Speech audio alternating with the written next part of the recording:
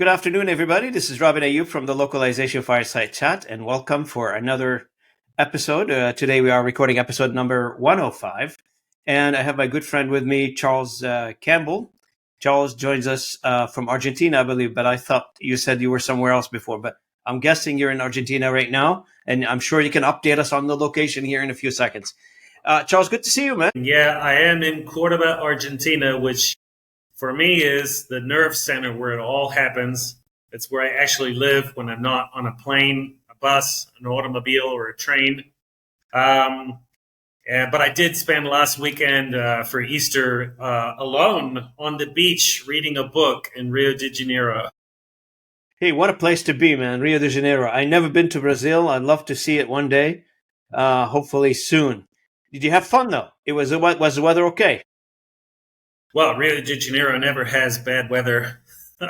So, I have 4 children. So being alone on a beach chair with a book, which Dan Brown, all about Florence and Venice, it was quite the thing. Absolutely. Hey, so since I got you here, why don't you, I know the audience is curious to hear. I know we've seen a lot of comments on LinkedIn and various social postings on the last Juntos conference that took place in Mexico City in March. So why don't we give the audience some perspective from your side? You were involved quite heavily in the organizing and structuring it, in booking the talents and encouraging people to come in and attend. You were firing on all cylinders on this one. Just give us your perspective. What do you think of the results so far? Oh, Vamos Juntos. Well, it was an amazing event. These are challenging business times, but we got 140 people in Mexico City, which is an unusual location for a conference. If you look at our industry, there's conferences all the time in Barcelona, Silicon Valley, Dublin. The locations tend to get repeated. You just had one in Montreal for Gala, and we missed you up there, man. Yeah, I missed that one. Actually, Robin, the only time of the year where I don't go anywhere is end of March, April, and May. So I just sit, on a business level, I sit tight for 2 months in Argentina with no business travel. Every year. It's the only time. So Vamos Juntos was in Mexico City, which, as I said, is an unusual destination for a conference in this industry. Vamos Juntos is the annual summit of Juntos. And Juntos is an organization that was established to raise the bar of translation, interpreting, and localization standards in Latin America and the Caribbean, and promote the growth of the industry across the board in the region through the organization of face-to-face events. So Vamos Juntos itself is critical for the objectives of Juntos, of bringing people together. Juntos in Spanish and in Portuguese means together. It's a cool name because that's what we're all about. So we got together in Mexico City, 140 people, very similar number to what we had in Lima, Peru 1 year before, but almost triple the number we had in our first summit in Rio de Janeiro almost 3 years ago now. So time flies, and Mexico City was a wonderful destination, but also involved challenges of getting people there. It's one of those countries where almost everybody's been to Mexico, but nobody's been to Mexico City. So that was really interesting, and we were really pleased with the outcome. And I know I've heard a lot of people, and you commented quite a bit on this one when I met you in Riyadh, I guess, on the venue. The venue was exceptional too. You mentioned Hotel Presidente Intercontinental. Yeah, we were very lucky. Hotel El Presidente, which is an intercontinental hotel. It's where Donald Trump, Joe Biden, Fidel Castro, and so many other world leaders from different walks of life and different ways of thinking have stayed there, princes and kings. So it was certainly good enough for us. The catering was wonderful. The rooms had a beautiful view of the Chapultepec forest. We were right next to this huge park in Mexico City, wonderful restaurants right across the street for tacos and beers. Several restaurants in the hotel for more sophisticated cuisine as well. Okay, great. And the comments that I heard back, there's a lot of people commenting on LinkedIn. I was keeping an eye on it, although I wasn't able to make it, and that's unfortunate for me. There's a lot of positive comments were posted on LinkedIn. I remember you mentioning something about Renato, selling the workshop that he did, overselling the workshop, I guess, or sold out event for him. And Stefan Yui was mentioning that there's a lot of good things. He liked, I guess, the intimate setting that it was in. What's the general feedback that you've heard from the keynotes, which I know you've had a few, and the audience? Well, funny thing was we had two Brazilian keynotes. So we had the opening keynote with Evandro Magalhães, and that was really inspirational and interesting from his standpoint as a former chief interpreter at the United Nations. And then the closing keynote was kind of a view of where the industry is going from Renato Beninato, who made some pretty explosive comments about, like standards are dead. And then, of course, several people in the audience said, "You're totally wrong." It was a very dynamic, heated, passionate exchange, as you would expect in Latin America and the Caribbean. It was great. Lots of debate, lots of ideas. We had some amazing speakers. I mean, just absolutely amazing speakers from the translation space, from the interpreting space, from localization, from training, from Europe, from the United States, from Latin America and the Caribbean. We also had workshops, pre-conference workshops. Renato's workshop was sold out.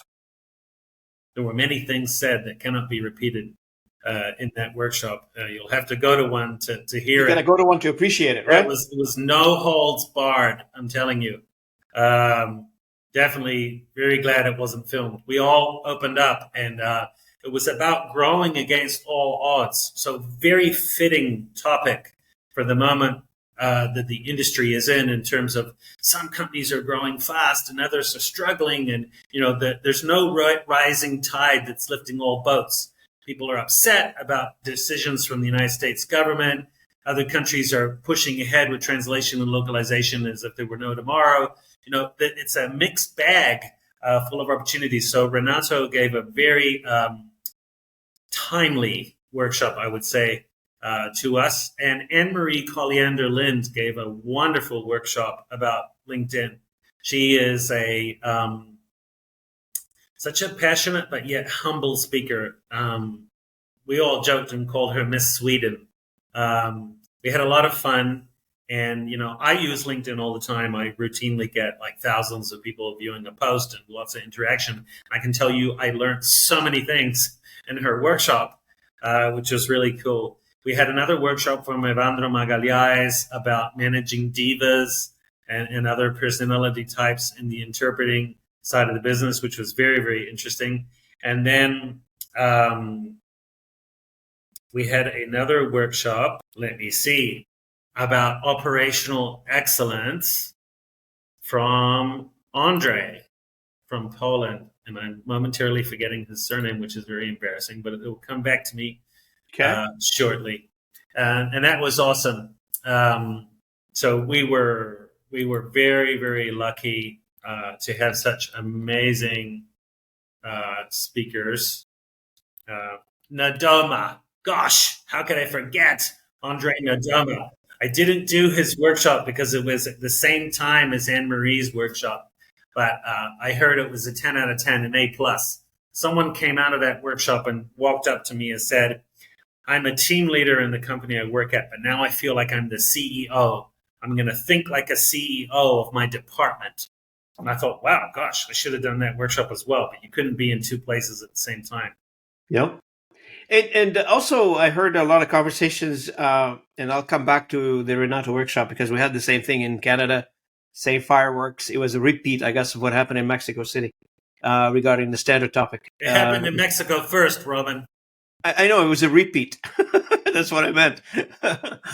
So yeah, it was like lots of fireworks on the topic. Standards are dead, but I didn't say that, and I didn't mean it. And and the team in Canada, with those passionate about, and most of the Canadian, some of the Canadian companies are not most of them, but most of them, I would say, they are involved in the ISO standards, and that's they've been doing this work for many many years, like involved in the authoring of those ISO standards. And here they get the message they hear the message reverberating. Renato said that, and they're blaming him for it. And I don't know, rightly or wrongly, I have no idea. But the fireworks was happening in Montreal. So now that you mentioned it, and that happened in Mexico City, I'm thinking, oh yeah, that's where it started, I think. Well, I think, for speakers, sometimes they want to play the devil's advocate. They want to create some kind of reaction. No one wants to speak to a quiet room. So fireworks is at least a sign that people are interacting. They're alive. And that they're paying attention to you, and you're creating debate. True. I don't agree by any means with the thesis that standards are dead. TBO, the company that I work for when I'm not working for Juntos, my other life, has 5 international standards, including the Canadian national standard. So there's definitely no way that I would agree with that. But, we don't censure the speakers. They speak from the heart. They can be bombastic, and you just have to run with it. Look, I mean, it's an industry debate, and I'm really glad to hear that it was said first in Mexico. It made its way here before he arrived here. There was a lot of discussions about it. You were warned. Pre-warned, yeah. I mean, it's an industry discussion. You got to be able to have these conversations, openly, and even if sometimes you're pushing the envelope from a thinking perspective. That's what these conversations are about: is to see how far we can stretch our thinking, our tolerance, are we ready for the next idea? Are we ready for the next, maybe down the road, I have no idea if we continue evolving as an industry and we don't plateau, which I don't imagine we will, that we will probably get to a point where we're saying, some of the methods that we're using right now to evaluate quality may not be the same tomorrow. I don't know. Well, I'm very sure, Robin, that everything is going to evolve. And that evolution is not going to be a staircase where each step is the same height above the step before it. There's going to be lurches forward. There's going to be steps left and right. There's going to be pivots. There's going to be ups and downs. I mean, we can have a rocky year in this industry and get over it and live to prosper. I mean, what industry doesn't have a rocky year or a challenging time? But we're dramatic people. Come on. I mean, I'm surprised at all the drama that's out there. I mean, come on. It's been like 30 years of straight growth. And suddenly there's a rocky year and everyone is like at the end of the world is not.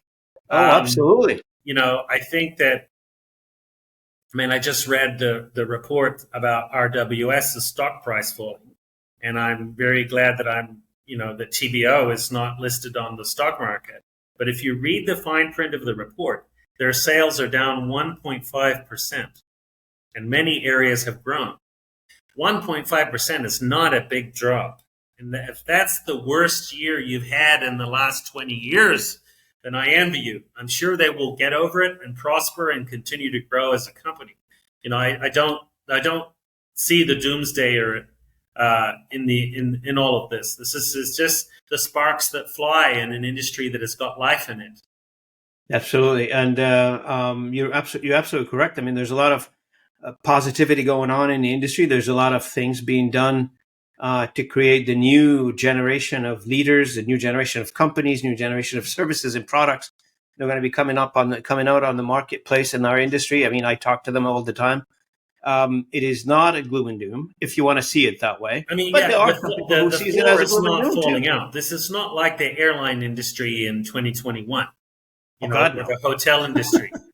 This is a rocky year where people are being forced to change at a rate faster than expected and to do jobs that are different from what maybe they wanted to do when they started out with their master's program at university, 10 or 20 years ago.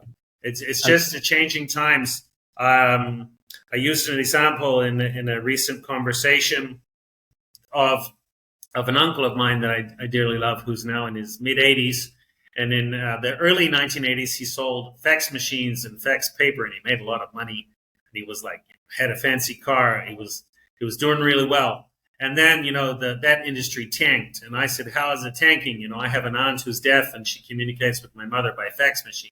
He said, well, most of the industry is drying up. New technologies are coming in. And then he started selling these big, clunky car phones that he had that would stick in the middle of your car next to the gear stick. And it was big, like a brick, and it was connected by a cord to the car phone. And then he was selling GSM digital phones that yachties would use in the middle of the ocean. And he was raving about GSM digital, and maps that were coming. And I was like, what do we need maps for? I know how to get to my friends' houses. And then in the 90s, it was, little tiny Nokia phones. And then he retired out around about when BlackBerry came in. So he missed the smartphones.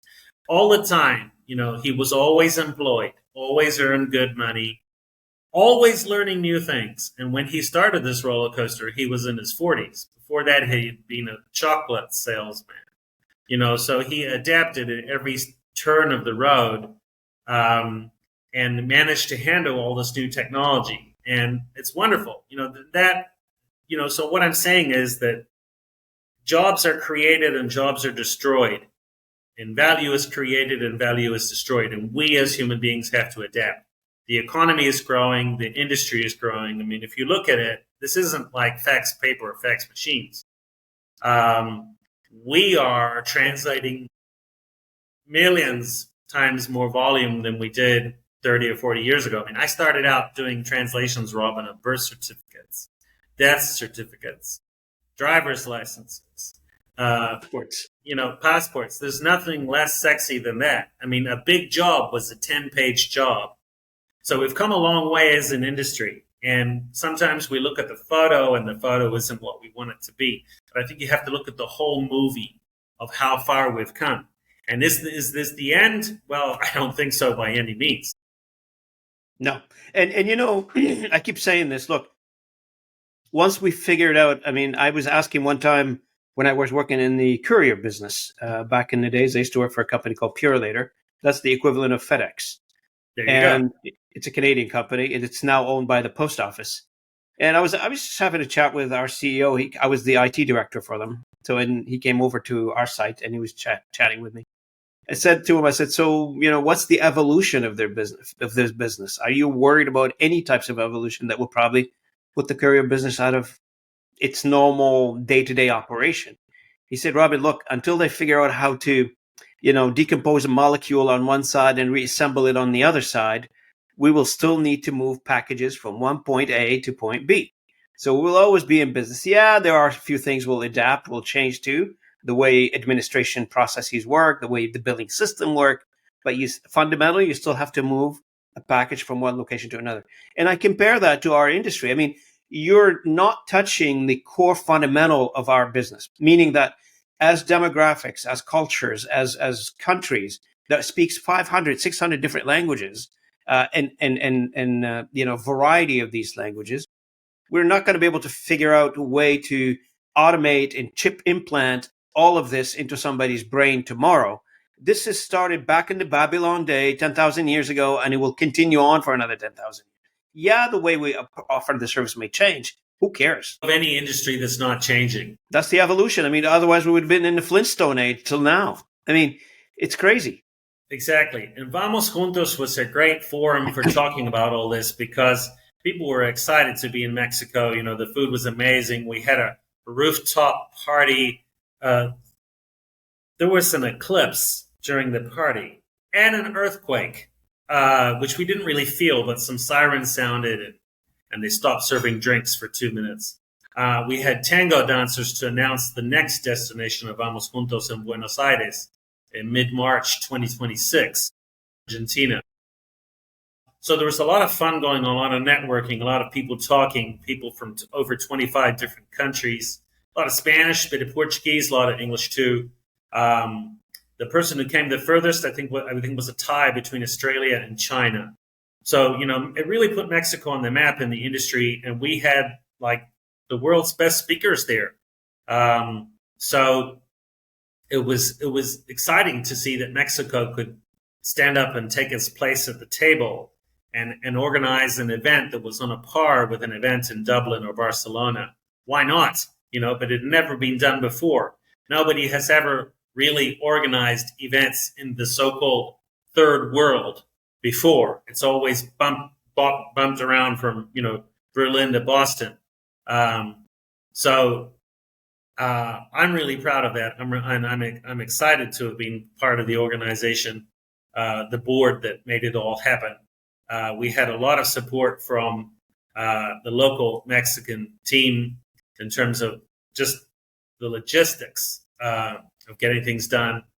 There was, of course, a lot of questions. There were a lot of questions in the air about, for example, that was right when the U.S. government was announcing that it was going to impose tariffs on Mexico and Canada. So there was this huge discussion about that and what impact that would have. And it's definitely clear that in Mexico, at least, already many aspects of the economy have kind of gone into a holding pattern until they can work out what the consequences of these tariffs will be in terms of investment and so forth. So, it was wonderful to be talking about the newest things that are happening in an industry. No lag time between Mexico and anywhere else. And I know one of the things that probably was on the menu, on the discussion menu for the conference in Mexico, it was technology track. You had a technology track in there. Can you? And I'm interested to hear. There was a bit of a whispering about TMS architecture. Is there anything you can add to that? Do you have any visibility that you may not have attended it? I don't know. Well, specifically, we had several sponsors on the technology side in terms of interpreting technology and workflow technologies, and sponsors are essential for making events like Vamos Juntos take place. And there was a lot of discussion about technology, not so much about TMS, but about how to keep up to date with technology and how to utilize technology, how to automate, how to save money, how to, because some people feel that their sales are under threat from technology, and other people feel that their sales are supported by technology. So I guess, try and get them both. But we had some amazing speakers on the technological front. We had Javi Diaz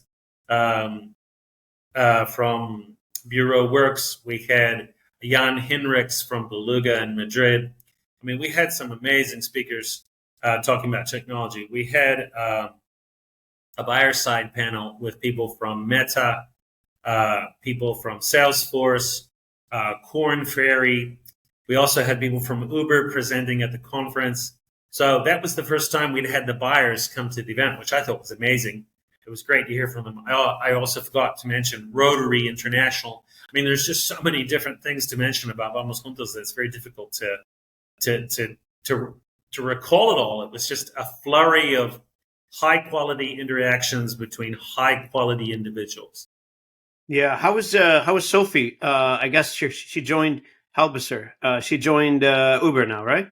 That's right. So Sophie Halbesine had attended our event in Lima last year and had said that it was her last translation, interpreting, and localization event before she was leaving the industry, because she left Plunet, her employer, shortly afterwards. So she came back out of retirement. Turns out that she was actually starting work at Uber the Monday after the conference, which is pretty amazing, in some amazing sales role fitting for her profile. And so she came back and moderated the Women Business Leaders panel, which I thought was amazing. She really is so committed to our industry, and it was just wonderful to have her there. We had the most amazing speakers, Robin. I mean, I know one of my colleagues. It's a pleasure to be among such visionaries, people very stirred up and passionate about where this industry is going. Some people focused on the language access as a civil right. So we got hijacked by Carol Valandia, who gracefully asked to use the microphone in an unscheduled fashion to talk about language access in the context of some of the decisions coming out of the U.S. federal government. That was really interesting. And of course, her commitment and passion, very admirable. And there was just so many ideas bouncing around the room. It was a pleasure for me. And we even had people who had attended third time in a row, which I thought was pretty cool. Very nice. And I know one of my colleagues, I was just talking to him a couple of weeks ago, Alex. He spoke, I guess, from Linebridge. He was speaker as well in Mexico. Yes, Alex Carney from Linebridge gave a presentation on sales. I wasn't at that presentation because I was presenting another speaker in another room. We had, at some point of the day, we had simultaneous rooms, so two speakers at the same time. I'm pretty sure that we won't be doing that again in Buenos Aires. We'll just have a few fewer speakers, and we won't be splitting the room because it was really cool to have 140 people in one room. So I unfortunately didn't get to see Alex Carney. Okay, excellent. But one more question on the Mexico thing. Now, in Canada, I see the government, like, they're involved in the language business. Does Mexico do the same? Like, did you guys have a government representatives or? No, we were not able to articulate contact with the government. It was not easy. That's that. Sometimes that's the way. When we did the conference in Lima, we did have someone from the government attend, and we also had some authorities from the local College of Translators and Interpreters of Peru attend. In the case of Mexico, we did not. We did have a university panel where there were some professors from local universities presenting on different challenges that they face with their students and so forth. And that was fantastic. But unfortunately, we did not get government involvement. It's not always easy. There was apparently a very big conference organized by the government happening at a nearby hotel. So we didn't, we were like competing with them. But that's cool. You know, in some countries, translation is definitely more on the radar of the government than in others. You know, like in Europe, in the European Union in particular, or in Canada, or in Australia and New Zealand, translation is very much on the radar of the government. And there's other countries where translation is a lively industry, like Argentina or Brazil or Egypt and many other countries out there. But it's not, there's an industry despite the government, not because the government is a big buyer of translation. So, you know, in some countries, the translation industry is full of, you know, lots of things going on and high quality jobs and very interesting people and conferences and events, and the government has no idea it's even happening. Yeah. Now, one of the things that, other industries do and regularly in these types of conferences, and that's just an idea for as we look forward, not just for Vamos Juntos, but any other conference that maybe somebody was thinking about if they're listening to this. And I know the audience have maybe slipped, but I'll confirm it. You've heard it, I guess, here on this channel, that the next Vamos Juntos will be in Buenos Aires in March 2026 in Argentina. So if you had fun in Mexico, imagine what you can do in Buenos Aires, Argentina next year. And hopefully that will be a great success. But one of the things that I've been involved in is some of the other conferences for other industries is measuring the success of an industry conference. They use different metrics that in our industry, we use metrics like, did you have fun? So even if you do a survey, was it successful? Did you get what you want out of it? If you answer all these things positively, you get the reaction that we had a positive outcome from the conference. But what other industries do, and that's just an idea, is they measure by the number of networking events that took place, the number of meetings that took place, and they measure those. They book them, they measure them, they know where they are. And they also measure the number of deals that were signed during a specific conference. And the reason they do that is to make sure that you're sending the signal that, we're just not just coming to hang out. We're just coming to do business together, learn and do business together, obviously. And if there is such measurement, I think that would send a huge signal out to, if you want to be attending conference A versus conference B, look what we can offer here. So Just some for the future. I don't know how many deals were signed at Vamos Juntos. I didn't poke my nose into people's. No, right. I mean, nobody's going to come out and tell you. The networking was amazing. I mean, as I said, we had a rooftop party with a rooftop party, man. That says it all. That's it. Tango dancers and with a full moon and with an earthquake. So, what more could you ask for there? Maybe the rooftop party and a few tequilas caused the earthquake. I certainly had more tacos in that week in Mexico than I had in my entire adult life. On the last night I was there, I went to the Italian restaurant in the hotel, which was very, very good because that was just tacoed out. But Vamos Juntos is full of very talkative and open-minded people who are open to talking and discussing the issues they're facing, potential solutions. There's a lot of benchmarking, coaching, and mentoring going on at Vamos Juntos. The event is about coming together. Yes, I mean, there were sponsors and people who had booths, and they did a great job, and we are very appreciative of them for their financial contributions. But nobody was pushy with any selling or anything like that. It was a very amicable event. We also had a lock drinks event organized by Jan Hendricks at a local pub. And ProZ organized a powwow at a local cafe in the park. So it was really cool. Really, really interesting people. And I just appreciate the way everyone came and opened themselves to contributing. So looking forward, any prelude that you can give us on Buenos Aires? Well, we don't have any of the program organized yet. So it's an open book. Any high general themes, not the programs, but no, general there's themes? No theme. Vamos Juntos doesn't have a theme. We don't think that it's right to limit the topics discussed by imposing a theme, like, I don't know, the impact of AI or whatever. We don't need a theme, but the program has not been organized yet. We're going to do a call for papers soon. What I will say is that there were a few speakers who wanted to speak in Mexico that we couldn't fit into the program, and that we basically strongly suggested they represent their idea for Buenos Aires. So I'm sure that we'll get some speakers out of that, because there were just so many people who wanted to speak. Well, I'm sure there will be some tango in Buenos Aires. We're in the process of organizing the venue. Buenos Aires is a very well-known city, 13 million people. It's the largest city in Argentina. Well-known for the tango. It has generally very good weather in March. It's not cold by any means. It's very well known for its pasta, its pizzas, and its beef. If you go out of the city, there's all sorts of tourist attractions to do. So we're really excited. But as I said, the program has not yet been established, and the call for papers has not yet gone out.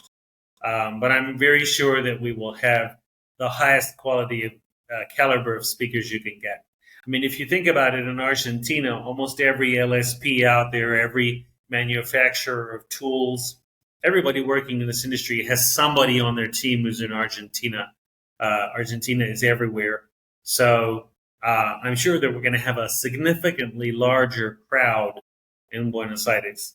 And we will be reminded over and over that they won the last Soccer World Cup, and that it was the third time for them, and so forth, which is cool. You know, I'm not an Argentinian. I just live there. And you take on the, what do you call it, the celebration whenever the celebration shows up. Oh, why not? Why not? Positive is better than negative, Charles. Of course. Argentinians are very positive people. They have been coexisting with things like inflation and tariffs forever. So they suddenly feel vindicated by recent turns in global policy and so forth. But jokes aside, there's a very large community of translators and interpreters, project managers, engineers, salespeople, designers, marketing managers, social media managers, and so forth, talent community people, and so forth in Argentina that are guaranteed to make it a very lively, well-attended event. We're aiming for 200 plus people, so that will be a significant growth in number of attendees. We'll see. You know, I mean, I said we're aiming for it. We don't have a guarantee. It's it's 11 months out at this point. Vamos Juntos was exactly 1 month ago. Definitely, we'll push that on the channel here for you. So hopefully that helps. and hopefully we'll put the word out for you for March 2026 in Argentina. And thanks for mentioning that during our call here today. I think I'd like to get before we adjourn, one more view, if you don't mind. How are things going with TBO? Last time we spoke a little bit about TBO. Any update coming from your side on the TBO side? Sure. I can be pretty transparent here and say that, these are challenging times for language services providers. And TBO is one of the largest language service providers in Latin America and the Caribbean, so we're by no means immune to the market trends. That said, we work really hard to make sales. We have a sales team that is hustling, shaking and baking. And we're very optimistic for ending this year on a high note. We started with a bang. Then in late February, there were certain international events that dampened expectations. But we're working hard. We're adapting. We're optimistic. I'm the owner of the company, so everything is at stake for me. Despite the fact that I travel a lot to Africa, Latin America, Europe, North America, wherever. My next trip is actually to Scandinavia and Germany. But despite the fact that I travel a lot, I am, hands-on guy, eye on the ball management. I'm not aloof. So I am very much in touch with everything that's going on, and we're working really hard. In particular, I perceive the fact that the United States, in particular, is clamping down on both illegal and legal immigration. I perceive that the talent shortage in the United States is only going to get worse. So unemployment right now is at 4.1%. So it's up 0.1%. There's a lot of drama out there that the world is ending, but unemployment is only up 0.1%. So there are many countries in the world that have 15% unemployment, or even the United States at earlier times. If you're my age, you went through real recessions where unemployment went from 4 to 12% in 1 year in 1991. Yep. Right? Jobs being hemorrhaged. Yep. By companies. That's not the case right now. Companies are facing a talent shortage. And this clampdown on immigration, both legal and illegal immigration, it's just going to make it more and more difficult to get things done for companies. I can remember in the pandemic, you'd go to a hotel and it would say, because of labor shortages, your room will only be cleaned on every second day. And it's like, okay, I can live with that. So these sorts of things are going to come back, I think, perhaps in the future. And for the localization, translation, and interpreting industry, that means a shortage of talent. And that is where a company like TBO, with our TBO talent division, will step in and attempt to bridge that gap by providing the highest quality of people that we can find on this planet for our customers on a sustainable basis. So in that sense, I'm optimistic. But yeah, it is choppy waters. Choppy waters make for good fishing, we say here in Argentina. So, I'm optimistic. It's not meant to be easy. And whoever wants it to be easy is mistaken. No one said it was going to be easy. Owning a business and being a manager, being a leader in a business has never actually been easy. But in this industry, we did have 30 years of pretty steady growth. People used to say the industry is recession-proof. I used to say the industry is recession-proof. And I don't know. We'll find out whether or not this year there is a recession or not. There's certainly companies that have got their indicators on green, companies that have got their indicators on yellow, and companies that have got their indicators on red, or have got indicators of all different colors. So, it's a mixed bag. For us, it's hard work and optimism. And, I'm expecting it to be a good year for TBO. Absolutely. Hey, I want to thank you for the update. It was great seeing you again. And hopefully I see you face to face at some point soon. Where will that be? Because we got to figure this out, man. Yeah, we last saw each other in Riyadh in Saudi Arabia at the Translation Forum there, which was a fantastic, that was good gathering, well-organized event. Several people who attended that event were present at Vamos Juntos. They're still in communication too. I feel like the networking that was created then, it was still like together. The people that met the first time in their life in Rio, they still exchange messages on. You skipped it. We had the reunion without you. Oh, I know you did. I saw the pictures. You were rubbing it on my nose, which is fine. I'll get another day. There you go. Great. Hey, thanks, Charles. I really appreciate it. Thanks for your time. Always good to see you. And any last comments before I leave? No, I just say see you at Vamos Juntos in March 13 and 14 of 2026 in Buenos Aires. If you would like to contribute in any way as a speaker, sponsor, board member, exhibitor, attendee, reach out. I'm pretty easy to find, and I'd love to hear from you. And I'm very confident it's going to be a strong event. And thinking about an industry, hey, it's going to be a challenging year. Let's rise to the challenge. Absolutely. And more of these events will help contribute to the rise through the challenge, because we're collecting information from each other and learning from each other through these conversations. Thanks for continuing the dialogue, Charles. I really appreciate it. And thank you for joining me today on this call, on this podcast recording. Also appreciate it. And to our audience, thank you so much for listening in if you're coming in on our podcast. And thanks for viewing us on YouTube. Really appreciate it. And thanks for reading the blog site. I hear the blog site that we summarize these conversations on, if you feel like reading versus listening or seeing on YouTube. The blog site is always available, robinayoub.blog. This is where you can find previous conversations and the summary of this, the upcoming summary of this particular conversation with Charles. So thanks to everybody for joining us today, and I look forward to seeing you on the other side. Charles, don't hang up just yet, okay? Thank you.